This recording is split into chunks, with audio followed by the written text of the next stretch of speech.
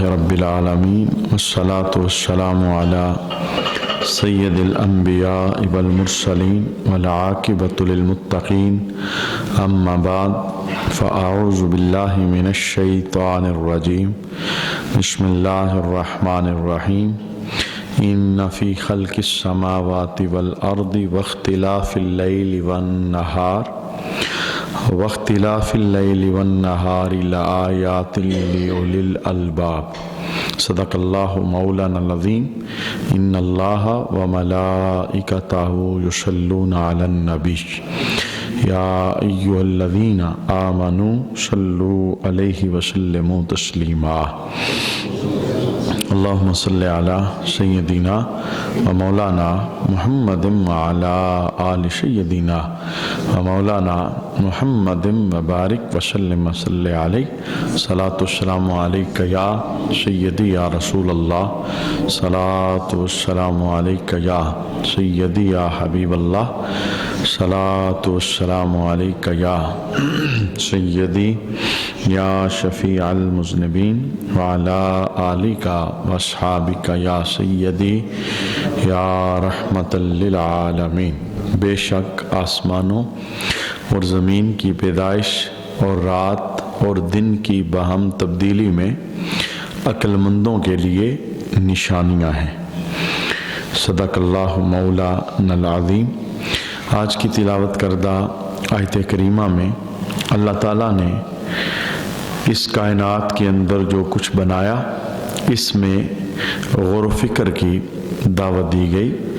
کائنات میں بہت کچھ بنا ہے، ان میں سے دو چیزوں کا ذکر کیا گیا، آسمان اور زمین کی پیدائش، اور دوسرے نمبر پر رات اور دن کی باہم تبدیلی، یعنی رات گزرتی ہے تو دن آ جاتا ہے، اور جب دن گزرتا ہے تو رات آ جاتی ہے۔ یہ جو باہم آپس میں تبدیل ہوتے ہیں اور تسلسل سے ہو رہے ہیں، کبھی ایسا نہیں ہوا کہ رات ہو تو پھر رات ہی رہے دن نہ آئے، اور کبھی ایسا نہیں ہوا کہ دن ہو تو پھر دن ہی رہے رات نہ آئے۔ تو رب کائنات نے ارشاد فرمایا عقل مندوں کے لیے اس کے اندر نشانیاں ہیں۔ حضرت ابن عباس رضی اللہ تعالی عنہ آپ فرماتے ہیں کہ میں حضرت میمونہ رضی اللہ تعالی عنہا کے گھر رات میں ٹھہرا۔ یہ آقا حضور رحمت عالم صلی اللہ علیہ وآلہ وسلم کی زوجہ ہیں اور تمام امتیوں کی ماں ہیں۔ تو اس دن آقا حضور رحمت عالم صلی اللہ علیہ وآلہ وسلم بھی حجرہ میمونہ رضی اللہ تعالی عنہا کے اندر تشریف فرما تھے۔ تو حضرت عبداللہ بن عباس رضی اللہ تعالی عنہما آپ فرماتے ہیں کہ جب رات کا تہائی حصہ گزرا، یعنی تیسرا حصہ، تو آقا حضور رحمت عالم صلی اللہ علیہ وآلہ وسلم بیدار ہوئے اور محبوب کریم علیہ الصلوۃ والسلام نے آسمان کی طرف نگاہ اٹھائی، اور رات کی اس تیسرے حصے کے اندر آسمان کی طرف نگاہ اٹھا کے اس آیت کی حضور رحمت عالم نے تلاوت کی، ان فی خلق السماوات والارض واختلاف اللیل والنہار لآیات لأولی الالباب، کہ آقا حضور رحمت عالم نے آسمان کی طرف دیکھ کر اس آیت کی تلاوت کی، اور تلاوت کے بعد حضور نے فرمایا اس بندے پر افسوس ہے جو اس آیت کو پڑھے اور اس میں غور نہ کرے، یعنی اس کے اندر تدبر اور تفکر نہ کرے۔ اتنے بڑے آسمان کو دیکھے تو اسے آسمان بنانے والے کا خیال نہ آئے، اتنی بڑی زمین اور زمین کے اندر کی مخلوقات کی اسے خبر ملے تو اس زمین کے پیدا کرنے والے کا اسے خیال نہ آئے، دن کے بعد رات اور پھر رات کے بعد دوبارہ دن کے آنے کو روز دیکھے، لیکن اس میں تدبر اور تفکر نہ کرے اور اسے رات اور دن میں تبدیلی کرنے والے خالق کا خیال نہ آئے، تو آقا حضور نے فرمایا اس بندے پر بڑا افسوس ہے کہ جو قرآن کی اس آیت کو پڑھتا ہے اس کے اندر تفکر اور تدبر نہیں کرتا۔ اس آیت کے اندر آخر میں ایک جملہ بولا بولا گیا کہ زمین اور آسمان کی پیدائش، رات اور دن کی باہم تبدیلی، اس کے اندر عقل مندوں کے لیے نشانیاں ہیں۔ قرآن پاک نے اس جملے کو بارہا استعمال کیا، اور جب بھی کہا کہ عقل مندوں کے لیے نشانیاں ہیں تو اس کے فوراً بعد پھر عقل مند لوگوں کی کچھ صفات کا ذکر کیا۔ آج بھی بالکل ایسے ہی ہے، اور آگے چل کر بھی کئی مقام پر ایسے آئے گا کہ جب عقل مند لوگوں کی بات آئے گی تو ساتھ ان کی صفتوں کا بھی تذکرہ ہوگا۔ تو آج بھی قرآن پاک نے عقل مند لوگوں کی، دانا لوگوں کی کچھ صفات کو بیان فرمایا ہے۔ ان میں سے 3 صفتیں جو اگلی آیت کے اندر موجود ہیں جنہیں ہم دیکھنے کی کوشش کریں گے، لیکن ان صفات کا بیان کرنے سے پہلے میں یہ گزارش کرنا چاہتا ہوں کہ جب آپ ان صفات کو دیکھیں گے تو آپ محسوس کریں گے خود ہی اپنے دل کے مفتی سے پوچھ کر کہ کیا یہ صفتیں ہمارے اندر موجود ہیں یا کہ موجود نہیں ہیں۔ اگر موجود ہیں تو اللہ کا شکر ادا کریں کہ اللہ نے عقل مند لوگوں میں ہمارا نام شامل کیا ہے، اور قرآن نے جنہیں دانا کہا ہے اور دانا لوگوں کے اندر ہم بھی شامل ہیں۔ اور اگر ان نشانیوں میں سے کوئی نشانی ایسی ہے جو ہمارے وجود میں نہیں ہے تو پھر ہم قرآن کی صحبت میں بیٹھ کر یہ دعا کریں گے کہ اے اللہ عقل مند اور دانا لوگوں کی یہ صفتیں ہمیں بھی عطا فرما۔ چونکہ یہ جو دانائی اور عقل مندی کی صفات کا تذکرہ ہے، اس کا مقصود یہ ہے کہ اسے پڑھ کر ان لوگوں کی صفات کو اپنی زندگی کے اندر داخل کیا جائے۔ تو آئیے سنتے ہیں عقل مند لوگوں کی جو نشانیاں اللہ نے بیان فرمائی۔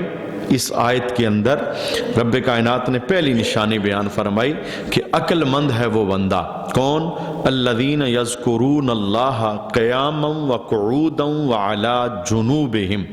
وہ بندہ عقل مند ہے، دانا ہے، رب کے دربار کے اندر کامیاب ہے۔ کون؟ جو کھڑے اور بیٹھے اور پہلوؤں کے بل لیٹے ہوئے اللہ کو یاد کرتے ہیں۔ وہ لوگ کامیاب ہیں، دانا ہیں، لائق ہیں، وہ کھڑے ہیں یا بیٹھے ہیں یا لیٹے ہیں، ہر حال کے اندر اللہ کا ذکر ان کی زبانوں پہ جاری رہتا ہے۔ تو چونکہ یہ ذکر اللہ، اس کا معنی بہت وسیع ہے اور اس کا مفہوم، اس کے اندر بڑی وسعت ہے۔ زبان کے ساتھ اللہ تعالیٰ کی صفات کو بیان کرنا، یہ زبان سے ذکر کرنا ہوتا ہے، اور اپنے دماغ اور عقل کے ذریعے اللہ کی شانوں میں غور اور فکر کرنا، زمین دیکھ کے فکر اور غور اور تدبر کرنا کہ اس زمین کو بنانے والا کتنا عظیم ہے، آسمان دیکھ کر تدبر کرنا کہ اس آسمان کو بنانے والا کتنا عظیم ہے، پہاڑوں کو دیکھ کر، دریا کی روانی کو دیکھ کر، دیگر عجائبات پر نگاہ کر کے بنانے والے مالک کی طرف توجہ لے کے جانا، یہ بھی ذکر کی ایک قسم ہے۔ ہم جو قرآن ابھی سن رہے ہیں یہ بھی ذکر کی ایک قسم ہے۔ قرآن سے پہلے ہم نے جو نماز ادا کی ہے یہ بھی ذکر کی ایک قسم ہے۔ یعنی مسلمان بندے کی زندگی کے اندر جتنی بھی نیکیاں ہیں ان نیکیوں کا تعلق یا انسان کی زبان سے ہوتا ہے، یا انسان کے اعضاء سے ہوتا ہے، یا پھر انسان کی سوچ اور فکر کے ساتھ ہوتا ہے۔ تو تینوں طرح زبان کے ساتھ بھی ذکر ہوتا ہے اور اعضاء کے ساتھ بھی ذکر ہوتا ہے، اور جو تدبر اور تفکر ہے، دماغ، عقل، اس کے ذریعے بھی اللہ کا ذکر ہو سکتا ہے۔ اور ایک مسلمان کو کوشش کرنی چاہیے کہ ہر چڑھتے سورج کے ساتھ اللہ کا نام اس کی زبان پر جاری اور ساری رہے۔ یہ رب نے نشانی بیان فرمائی کہ دانا بندے کی، عقل مند بندے کی، لائق بندے کی نشانی یہ ہے وہ کھڑا ہو یا بیٹھا ہو، لیٹا ہو، سویا، کسی بھی حال کے اندر ہو، ہر حال میں وہ رب کا ذکر کرتا رہتا ہے۔ دیکھیے اس نعمت کا فائدہ دنیا میں تو ہے ہی ہے، یعنی جب اللہ کا نام بندے کی زبان پر آتا ہے تو اس نام کی برکت اس بندے کی زندگی کے اندر اسے حاصل ہوتی ہے، نامہ اعمال نیکیوں سے پر ہو جاتا ہے۔ لیکن مرنے کے بعد بھی اس نام کی برکتیں انسان کو برزخی زندگی کے اندر میسر آتی ہیں۔ حدیث کے اندر موجود ہے، آقا حضور رحمت عالم صلی اللہ علیہ وآلہ وسلم سفر معراج پر تشریف لے کے گئے اور آپ کا گزر اللہ کے عرش کے قریب سے ہوا تو محبوب کریم علیہ السلام نے دیکھا کہ ایک جوان جس کا چہرہ 14ویں کے چاند کی طرح چمک رہا تھا، تو اس جوان کو دیکھ کے حضور رحمت عالم صلی اللہ علیہ وآلہ وسلم نے جبریل امین سے پوچھا کہ جبریل یہ کوئی نبی ہے؟ بتایا گیا حضور یہ نبی نہیں۔ پھر حضور نے پوچھا یہ کوئی رسول ہے؟ بتایا گیا حضور یہ رسول بھی نہیں۔ پھر آقا حضور نے پوچھا کوئی فرشتہ ہے؟ بتایا گیا محبوب یہ جس کا چہرہ چمک رہا ہے یہ فرشتہ بھی نہیں ہے۔ تو جبریل عرض کرتے ہیں یا رسول اللہ صلی اللہ علیہ وسلم، نہ یہ نبی ہے، نہ یہ رسول ہے، نہ یہ فرشتہ ہے، یہ آپ کی امت کا وہ بندہ ہے جس میں 3 خوبیاں موجود تھی، یعنی دنیا اس نے گزاری ہے، 3 خوبیاں اس نے اپنی زندگی کے اندر بسا کے رکھی ہیں۔ جب یہ فوت ہوا ہے تو مرنے کے بعد رب نے اسے چہرے میں نور عطا فرما دیا ہے۔ یہ اللہ کے عرش کے پاس نور کے اندر غوطہ زن ہے اور اس کا چہرہ منور ہے۔ یہ 3 خوبیوں کا دنیا کے اندر پیکر بن کے رہا۔ اچھا پہلی خوبی کیا؟ کہا یہ وہ جوان تھا دنیا کے اندر جس کا دل ہر وقت مسجد کے اندر لٹکا رہتا، قلبہ معلق بالمساجد، دل اس کا مسجد کے اندر لٹکا رہتا تھا، یعنی مسجد سے اسے پیار بڑا تھا، مسجد کے ساتھ اسے محبت بڑی تھی، مسجد اس کا آنا جانا، مسجد کے اندر اس کا بیٹھنا، ذکر کرنا، تلاوت کرنا، سجدہ کرنا، مسجد کی صفائی، مسجد کا اہتمام، یہ ساری خوبیاں اس کے اندر موجود تھی۔ اللہ کے گھر کے ساتھ پیار کرتا تھا۔ آنکھ بند ہوئی تو رب کے گھر کا صدقہ رب نے اسے چہرے میں نور عطا فرمایا ہے۔ دوسرے نمبر پر کہا اس نوجوان کی دوسری خوبی جو اس کے وجود کے اندر موجود تھی وہ یہ تھی کہ یہ دنیا میں ماں باپ کی خدمت بہت کیا کرتا تھا، یعنی یہ خدمت والدین کا صلہ ہے کہ مرنے کے بعد اس کا چہرہ منور ہے اور چہرہ چمک رہا ہے۔ اس نے زندگی کے جتنے شب و روز بسر کیے ہیں ماں باپ کی خدمت گزاری کے اندر، ماں باپ کے ساتھ اس نے سلوک کے اندر یہ سعادت مندی سمجھتا تھا اپنی کہ والدین کی خدمت کے لیے یہ میسر آ جائے، تو دنیا کے اندر اس نے ماں اور باپ کی خدمت کی ہے۔ رب نے مرنے کے بعد اسے چہرے کا نور عطا فرمایا ہے اور یہ اتنا سعادت مندی والا کام ہے۔ اسی سفر کے اندر میرے محبوب نے جنت کے اندر ایک اور منظر دیکھا تھا کہ ایک جوان جنت کے درخت کے نیچے بیٹھ کے قرآن کی تلاوت کر رہا ہے۔ تو جبریل سے پوچھا جبریل یہ کون ہے؟ بتایا گیا یا رسول اللہ صلی اللہ علیہ وآلہ وسلم یہ آپ کا غلام حارثہ ہے۔ یہ حارثہ کون تھا؟ ماں باپ کا اکلوتا بیٹا، والد تو پہلے فوت ہو گئے تھے، ماں موجود تھی۔ یہ حارثہ کون تھا؟ جنگ بدر کے اندر مقام شہادت پانے والا بیٹا، یعنی شہید کا درجہ بھی رب نے انہیں عطا فرمایا تھا۔ لیکن آقا حضور نے جب سنا کہ میرا غلام حارثہ ہے تو میرے محبوب نے یہ بیان نہیں کیا کہ حارثہ کا چہرہ اس لیے منور ہے، چمک رہا ہے، یہ نمازی بڑا تھا، کوئی شک نہیں۔ حضور کا ہر غلام 5 گانا نمازی تھا۔ حضور نے یہ بھی نہیں فرمایا کہ حارثہ کا چہرہ جو نور سے چمک رہا ہے یہ جنگ کے اندر شہید ہوا ہے، کوئی شک نہیں میدان بدر میں انہوں نے شہادت کا مقام پایا تھا۔ میرے محبوب نے بیان کیا کیا؟ فرمایا اچھا جبریل یہ میرا غلام حارثہ جو جنت میں قرآن پڑھ رہا ہے وجہ یہ ہے یہ دنیا میں ماں کی خدمت بڑی کیا کرتا تھا، کیونکہ والد نہیں تھے، والدہ تھی، ماں کے ساتھ ان کی زندگی بسر ہوئی، تو جو ماں کی خدمت کا حارثہ نے انجام دیا تھا میرے محبوب نے اسے ہائی لائٹ کیا۔ تو کہنے کا مقصد یہ ہے کہ والدین کی خدمت گزاری، والدین کے ساتھ حسن سلوک، والدین کے ساتھ نیکی، والدین کو خوش رکھنا، یہ جس اولاد کے حصے کے اندر آتا ہے دنیا کے اندر رنگ تو لگتا ہی لگتا ہے۔ آنکھ بند ہوتی ہے تو رب اس بندے کو چہرے کا نور عطا فرماتا ہے۔ اور میرے محبوب فرماتے ہیں تیسری خوبی اس جوان کی کیا تھی کہ جس کا چہرہ 14ویں کے چاند کی طرح چمک رہا تھا، یہ وہ جوان تھا جس کی زبان دنیا میں ہر وقت اللہ کے ذکر سے تر رہا کرتی تھی، ذکر اللہ کی صدا اس کی زبان پر جاری و ساری رہتی تھی۔ یہ ذکر کی برکت سے اس کا چہرہ منور اور نورانی ہے جو آپ ملاحظہ کر رہے ہیں۔ تو ایک مسلمان کی یہ شان ہوتی ہے کہ وہ اپنی زبان کو اللہ کے ذکر سے تر رکھتا ہے۔ دیکھیے 5 ٹائم ہمیں جو نماز کا حکم دیا گیا، نماز خود ذکر ہے، نماز پورے کا پورا یہ ذکر ہے، اعضاء کا ذکر ہے۔ کبھی ہم آنکھ کا ذکر کرتے ہیں، کبھی ہم زبان کا ذکر کرتے ہیں، کبھی ہم پیشانی کا ذکر کرتے ہیں، کبھی ہم ہاتھوں کا ذکر کرتے ہیں، کبھی ہم گھٹنوں کا ذکر کرتے ہیں۔ یہ اٹھنا بیٹھنا یہ اعضاء کا ذکر ہوتا ہے نماز کے اندر، زبان میں بھی حرکت آتی ہے، لیکن باوجود اس کے جیسے ہی ہم نماز سے فارغ ہوتے ہیں تو ہمیں حکم رسالت مآب صلی اللہ علیہ وآلہ وسلم کیا آ جاتا ہے کہ 33 بار پڑھو سبحان اللہ، 33 بار پڑھو الحمدللہ، 34 بار پڑھو اللہ اکبر، آیت الکرسی کی تلاوت کر لو، دیگر 100 کے قریب وظائف آقا حضور نے ارشاد فرمائے جن کا تعلق نماز کے بعد کے ساتھ ہے۔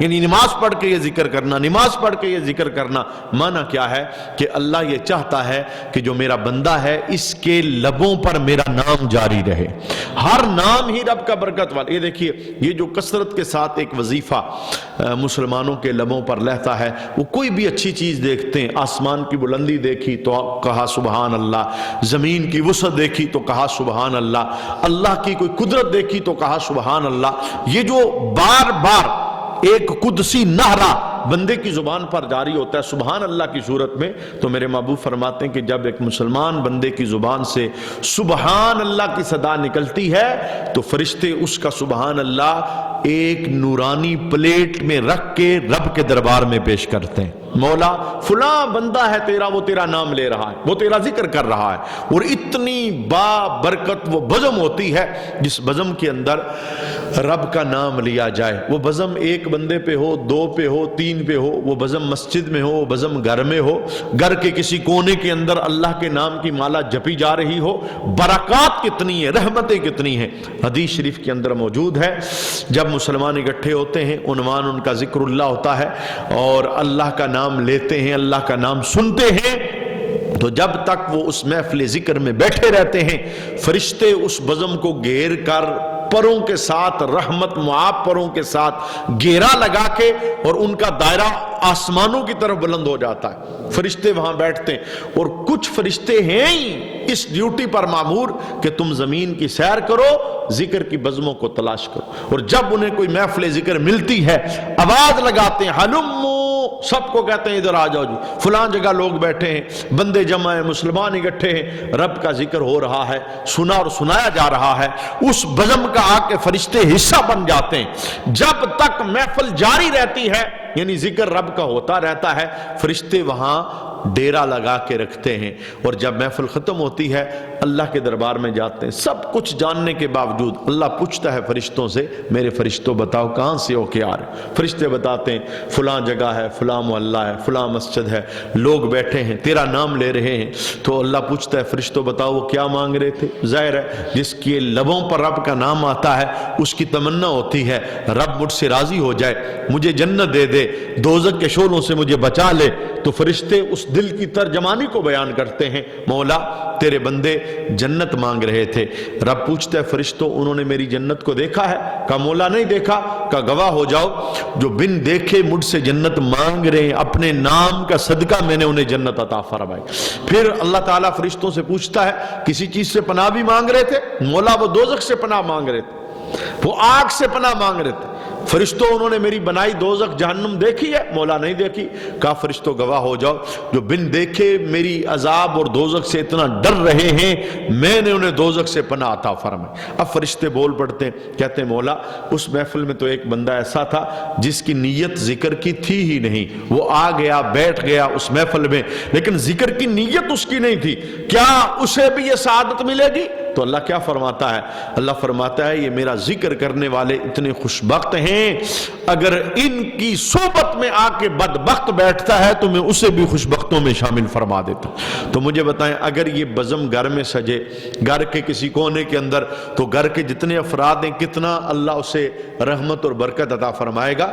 اگر آپ 25 یا 30 سال پہلے چلے جائیں، آج بھی جن گھروں کے اندر وہ بزرگ موجود ہیں، وہ مائیں موجود ہیں جن کے لبوں پر ہر وقت یہ طہارت مند کلمہ جاری رہتا ہے، بسم اللہ بسم اللہ، ہر چیز، کوئی چیز اٹھائی ہے، کوئی چیز گری ہے، اللہ کا نام گھر میں، اور پھر یہ وہ ماحول تھا تھے غریب لیکن اللہ انہوں نے سکون بڑا عطا فرمایا تھا. ان کی زندگیاں منور تھی اور ان کی زندگیاں نوستوں سے پاک تھی. ان کے دل اجلے تھے اور صاف ستھرے تھے. یعنی یہ اللہ کے نام کی برکتیں ہیں کہ جن لوگوں کے لبوں پر ہر وقت رب کا نام رہتا تھا اللہ تعالیٰ انہیں زندگی کے اندر اپنے نام کی برکتیں عطا فرماتا تھا. تو ہم نے پہلی نشانی سماعت کی کہ جو عقل مند لوگ ہیں ان کی پہلی نشانی یہ ہے الذین یذکرون اللہ قیاما وقعودا وعلی جنوبہم. وہ کھڑے ہوں یا بیٹھے ہوں یا پہلوؤں کے بل لیٹے ہوں ہر حال میں وہ اللہ کی یاد کرتے رہتے. اللہ کی طرف سے ان کی توجہ ہٹتی نہیں. ہر وقت توجہ میں رب کی ذات رہتی ہے. کسی نہ کسی وہ زاویے سے اللہ کی طرف متوجہ رہتے ہیں. ایک بندہ صبح گھر سے نکلتا ہے کاروبار کے ٹھیے پہ. اب وہاں جا کے جھوٹ نہیں بولے گا. کیوں؟ اگر بولوں گا تو رب ناراض ہو جائے گا. توجہ خود رب کی طرف چلی گئی. دھوکہ نہیں دوں گا تو رب ناراض ہو جائے گا. توجہ اللہ کی طرف چلی گئی. حرام نہیں کماؤں گا رب ناراض ہو جائے گا. توجہ اللہ کی طرف چلے گی. جھوٹی قسم نہیں کھاؤں گا تو رب ناراض ہو جائے گا. توجہ رب کی. اب بظاہر وہ بیٹھا دکان پر ہے لیکن اس کے دماغ کا زاویہ رب کے ساتھ جڑا ہوا ہے. یہ ہے کہ ہر حال کے اندر وہ رب کا ذکر کر رہا ہے اور رب کا نام لے رہا ہے. اللہ کثرت سے ہمیں ذکر کی توفیق عطا فرمائے. دوسری نشانی اس آیت کے اندر جو بیان کی گئی وہ کیا ہے؟ وَيَتَفَكَّرُونَ فِي خَلْقِ السَّمَاوَاتِ وَالْأَرْضِ. دانا لوگوں کی عقل مند لوگوں کی دوسری نشانی یہ ہے آسمانوں اور زمین کی پیدائش میں غور کرتے رہتے. یہ لائق لوگوں کی نشانی ہے. کائنات کی چیزوں کو دیکھ کر اس میں غور کرتے ہیں. غور کیوں کرتے ہیں؟ اس کائنات کی چیز کی پیدائش پر غور کر کے خالق کی معرفت حاصل کرتے ہیں. کائنات کا ذرہ ذرہ رب کی گواہیاں دے رہا ہے. جتنے بھی یہ لائق لوگ تھے دانا اونچے علم والے اعلی عرفاں ان کی عادت یہ تھی وہ کائنات کی ہر چیز سے اپنے خالق کا پتہ معلوم کرتے تھے. کائنات کی ہر چیز کو دیکھ کر اپنے رب کی طرف اپنی توجہ کو لے جاتے تھے. یہی وجہ ہے امام محمد شافعی رحمت اللہ تعالی علیہ آپ نے شاہتوت کے پتے کو دیکھا اور دیکھ کے آپ نے جملہ بولا. آپ نے کہا لوگو یہ شاہتوت کا پتا مجھے بول کے بتا رہا ہے کہ میرا رب ایک ہے وہ شانوں والا ہے اس جیسا اس کائنات میں کوئی نہیں. تو لوگوں نے کہا حضور شاہتوت کا پتا ہے یہ آپ کو کیسے بتائے گا کہ اللہ ایک ہے؟ تو امام محمد شافعی کہنے لگے دیکھو یہ شاہتوت کا پتا ہے. یہی شاہتوت کا پتا بکری کھاتی ہے اور یہی شاہتوت کا پتا ہرنی کھاتی ہے. لیکن بکری جب شاہتوت کا پتا کھائے تو اس کے پیٹ سے مینگنیاں نکلتی ہیں اور ہرنی جب شاہتوت کا پتا کھائے تو اس کے جسم سے خوشبو نکلتی ہے. اب اگر بات پتے کی ہوتی تو نتیجہ دونوں جگہوں پہ ایک ہوتا. ایک جگہ پہ نتیجہ مینگنی کی صورت میں اور دوسری جگہ پر نتیجہ خوشبو کی صورت کے اندر. تو امام شافعی کہتے ہیں یہ اس پتے کا کمال نہیں ہے. وہ رب جو اس پتے کو مختلف رنگ عطا فرماتا ہے اسے زمین آسمان بنانے والا رب کہا جاتا ہے. اب بظاہر دکھنے میں تو شاہتوت کا پتا تھا لیکن اس پتے پر غور و فکر کے بعد امام شافعی علیہ رحمہ نے اللہ کی ذات کی طرف توجہ دلا دی. اور امام مالک علیہ رحمہ کیا فرماتے ہیں؟ آپ فرماتے لوگو رب کو دیکھنا ہے رب کی شان میں غور کرنی ہے تو تمہیں دور جانے کی ضرورت نہیں. تمہارے منہ کے اندر گوشت کا ایک ٹکڑا ہے جسے زبان کہا جاتا ہے. اس زبان پہ غور کرو تدبر کرو تفکر کرو یہ تمہیں بتائے گی کہ اللہ بڑی شانوں والا ہے. آپ سے پوچھا گیا یہ گوشت کا ٹکڑا جو زبان ہے یہ مجھے کیسے بتائے گی؟ تو امام مالک علیہ رحمہ ارشاد فرماتے ہیں دیکھو اگر کوئی عربی بولتا ہے تو زبان تو اس کی بھی ایسی ہے ساخت ایک ہے بناوٹ ایک ہے. گوشت کا ایک ٹکڑا ہے بغیر ہڈی کے. ایسا نہیں کہ عربی بولنے والے کی زبان کوئی اور ہے انگلش والے کی زبان کوئی اور ہے پشتو والے کی زبان ایک ہی ہے. لیکن کیا وجہ ہے کہ ایک زبان بولے تو عربی نکلے دوسری بولے تو پشتو نکلے تیسری بولے اردو نکلے چوتھی زبان بولے انگلش نکلے پھر پانچویں بولے تو پنجابی نکلے. کہا ایک زبان جو گوشت کا ٹکڑا ہے وہ رب جو اس زبان سے مختلف بولیاں پیدا کرتا ہے اسے محمد کا رب کہا جاتا ہے. یعنی اس زبان کے اس ٹکڑے کا کمال نہیں، ایک ہی گوشت کے لوکھڑے سے جو مختلف بولیاں اور رنگ پیدا کرتا ہے اسے رب کہا جاتا ہے۔ اور اسی بات کو امام احمد بن حنبل خوبصورت انداز میں بیان کر رہے تھے۔ آپ نے کہا تمہارے گھر کے اندر ایک ایئر پروف کلا ہے جس کے اندر ہوا کا داخلہ ممکن نہیں ہے، اور باہر سے دیکھو تو وہ چاندی کا ہے، اندر سے دیکھو تو وہ سونے کا ہے، لیکن وہ ایئر پروف کلا جس کے اندر ہوا نہیں جا سکتی، ایک وقت مقررہ کے بعد وہ کلا پھٹتا ہے اور ایک جاندار بولتا ہوا اس میں سے باہر آ جاتا ہے۔ آپ سے پوچھا کہ آپ کس کلے کی بات کرتے ہیں؟ چونکہ جہاں ہوا نہیں ہوتی وہاں زندگی نہیں ہوتی، زندگی وہاں ہوتی ہے جہاں ہوا ہوتی ہے۔ آپ کس کلے کی بات کرتے ہیں؟ تو امام احمد بن حنبل نے کہا دیکھو یہ جو مرغی کا انڈا ہے نا، اس پہ غور کرو، یہ تمہیں بتائے گا کہ اللہ ایک ہے۔